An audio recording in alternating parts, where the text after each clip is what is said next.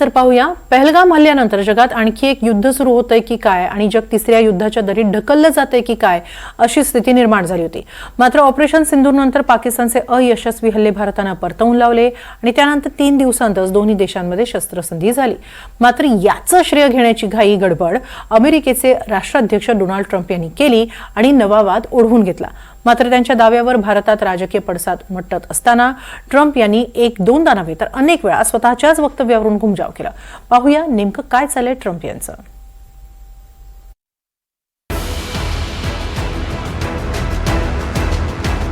संघर्ष भारत पाकिस्तान मधला आणि मध्यस्थी अमेरिकन अध्यक्ष डोनाल्ड ट्रम्प यांची।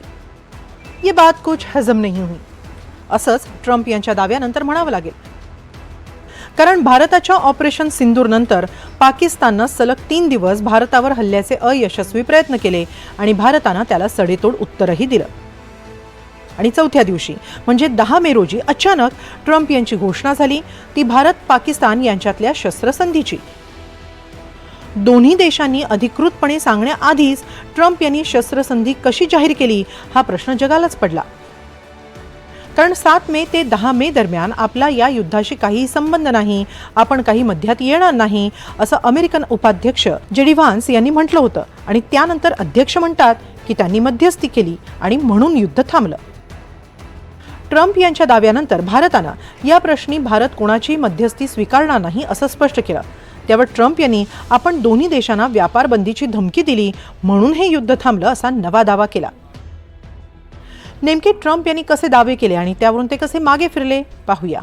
ट्रम्प यांनी पहिला दावा केला 10 मे रोजी, तो म्हणजे भारत आणि पाकिस्ताननं युद्धबंदीवर सहमती दर्शवली आहे, दोन्ही देशांनी एक सामान्य आणि समंजस निर्णय घेतल्याबद्दल आपण त्यांचं अभिनंदन करतो असं ट्रम्प यांनी म्हटलं। दुसरा दावा लगेच दुसऱ्या दिवशी अर्थात 11 मे रोजी आला। सध्याचा तणाव संपवण्याची वेळ आली आहे हे ठरवण्यात ताकद, शहाणपण आणि धैर्य दाखवणाऱ्या भारत आणि पाकिस्तानच्या मजबूत नेतृत्वाचा मला खूप अभिमान आहे। या तणावामुळे लाखो लोकांचा मृत्यू आणि विनाश होऊ शकला असता।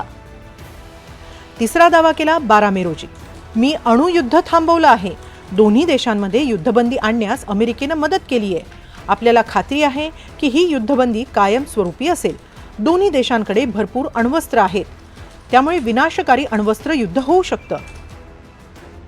चौथा दावा केला 13 मे रोजी, दोन्ही देशांमधील युद्धबंदीसाठी मी व्यवसायाचा मोठ्या प्रमाणात वापर केला, माझं सर्वात मोठं स्वप्न शांतता प्रस्थापित करणं आहे, मला एकता हवी आहे, फूट नाही असं ट्रम्प यांनी म्हटलं। पाचवा दावा केला तो 15 मे रोजी, यावेळी त्यांनी आपण दोन्ही देशांमध्ये मध्यस्थी केली नाही मात्र मदत केली, मी हे केलं असं म्हणत नाही, पण हे निश्चित आहे की गेल्या आठवड्यात भारत पाकिस्तानमध्ये जे घडलं ते सोडवण्यास आपण मदत केली। आता त्यांनी आणखी एका दाव्यातून खंत व्यक्त केली आहे। ट्रम्प म्हणतात, भारत पाकिस्तानला पूर्ण युद्धाच्या उंबरठ्यावरून बाहेर काढत एक मोठी राजनैतिक प्रगती साध्य केली आहे, मात्र त्याचं श्रेय आपल्याला कधीही मिळणार नाही असा दावा ट्रम्प यांनी फॉक्स न्यूजला दिलेल्या मुलाखतीत बोलताना केला। त्यांच्या मते दोन्ही देशांमध्ये इतका द्वेष आणि असंतोष होता की परिस्थिती अणुयुद्धाकडे जात होती। आता ट्रम्प यांच्या या नव्या दाव्यामुळे भारतात वाद निर्माण झाले। भारतानंही कठोर भूमिका घेत काश्मीर प्रश्नी कोणाची मध्यस्थी नको असं ठणकावून सांगितलं। त्यानंतर ट्रम्प यांनी नवा दावा केला, दोन्ही देशांमध्ये शांतता प्रस्थापित करण्यासाठी आपण व्यापाराचा वापर केला, हिशोब चुकता करण्यासाठी देखील आपण याचा वापर केला। पुढचा दावा तर आणखी अजब होता, भारत अमेरिकेवरील शुल्क 100% कमी करण्यास तयार आहे, आपण लवकरच या टप्प्यावर पोहोचू, मात्र मला घाई नाही असं ट्रम्प यांनी म्हटलं। मात्र भारतानं त्यांचे दावे वेळोवेळी संयमानं खोडून काढले। On the trade remarks, Bharat America यांच्यात व्यापार करारासाठी बातचीत सुरू आहे, ही चर्चा अत्यंत गुंतागुंतीची आहे, जोपर्यंत सगळं काही निश्चित होत नाही तोवर काहीच निश्चित नाहीये। कोणताही व्यापार किंवा सौदा दोन्ही बाजूंना फायदेशीर असला पाहिजे आणि दोन्ही देशांमध्ये अंमलात आणता आला पाहिजे। जोवर असंही निश्चित होत नाही तोवर कोणताही निर्णय जाहीर करणं घाई केल्यासारखं होईल। any trade deal has to be mutually beneficial, any trade deal has to work for both the countries.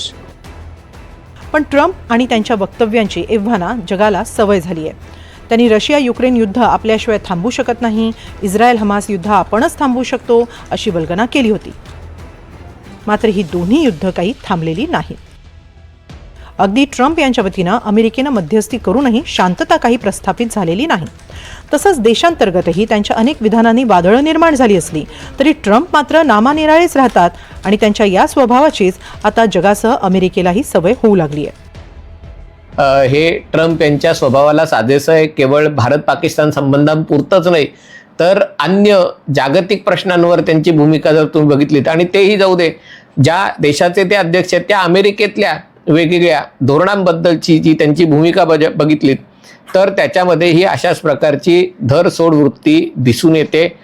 जे ट्रम्पचे समर्थक आहेत त्यांना वाटतं की ते एक बिझनेसमन आहेत, ते डीलवर विश्वास ठेवत असल्यामुळे अशा प्रकारची वक्तव्य करून आपल्या प्रतिस्पर्ध्याला किंवा आपल्या शत्रूला बुचकळ्यात टाकणं आणि मग त्याचा फायदा घेऊन एका वेगळ्याच प्रकारच्या वाटाघाटींना सुरुवात करणं असं त्यांचा एक स्वभाव आहे.